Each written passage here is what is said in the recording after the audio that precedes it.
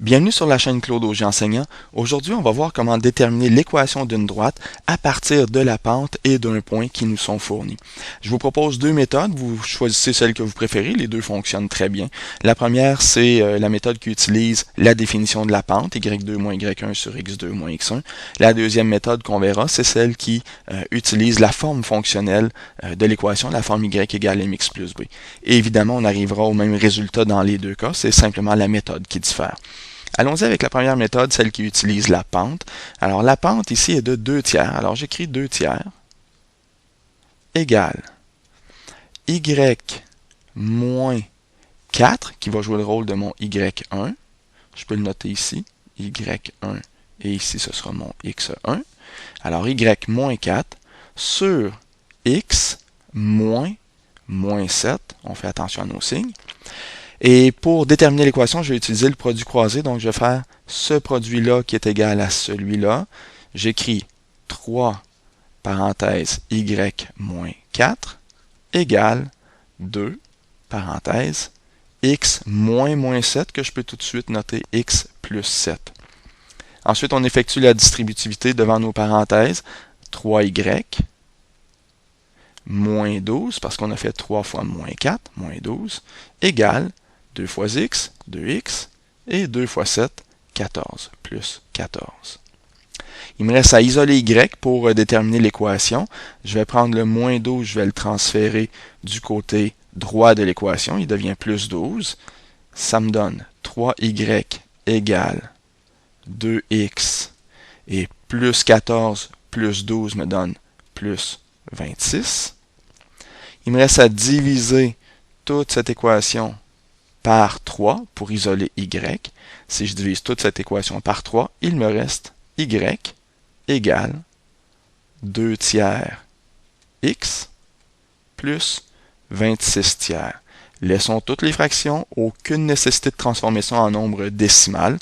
Et ce qu'on remarque, ce qui est important de noter, c'est que le 2 tiers qui est ici, c'est le même 2 tiers qui est là. Évidemment, c'est la pente de mon équation. Il faut que je le retrouve dans l'équation dans la forme fonctionnelle. La deuxième méthode utilise donc la forme fonctionnelle. On va remplacer ce qu'on connaît, le moins 7 qui est notre x, le 4 qui est le y, et la pente qui est 2 tiers. On y va, y. Alors, ça devient 4 égale 2 tiers x, alors 2 tiers fois moins 7, plus b. Il n'y a que le b que je ne connais pas, alors on va trouver quel est ce b.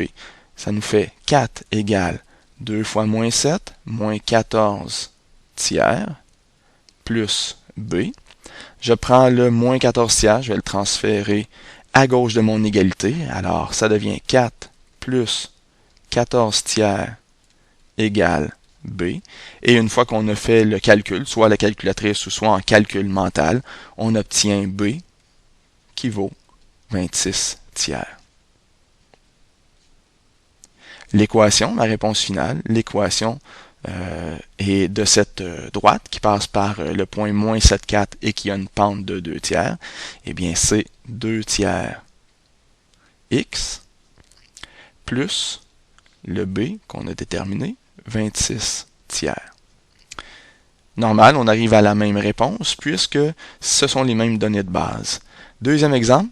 On va utiliser les deux méthodes encore une fois.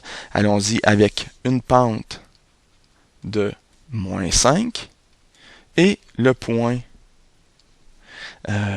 moins 1, moins 3.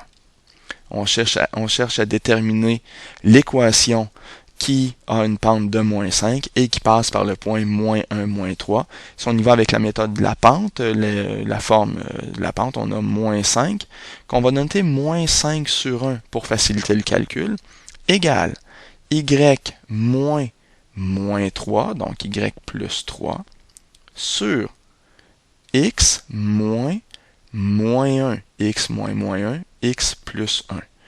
Produit croisé, alors ça me donne une fois y plus 3 égale moins 5 fois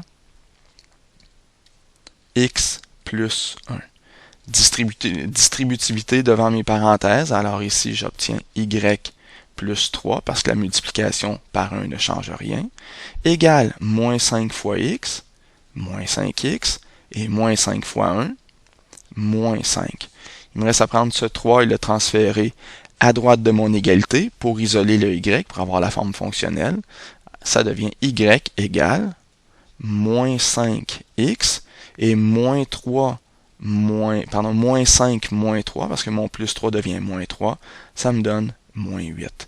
Voici ma réponse. Y égale moins 5x moins 8. C'est l'équation de la droite qui passe par ce point, moins 1, moins 3, et qui a une pente de moins 5. On va le refaire maintenant en utilisant la forme y égale mx plus b, donc la deuxième méthode. On recommence avec les mêmes données. La pente qui est moins 5 est le point moins 1, moins 3. On sait déjà à l'avance qu'on va arriver à cette réponse. On va juste le démontrer. Y égale mx plus b. Le y vaut moins 3, je l'inscris. Moins 3 égale la pente, moins 5.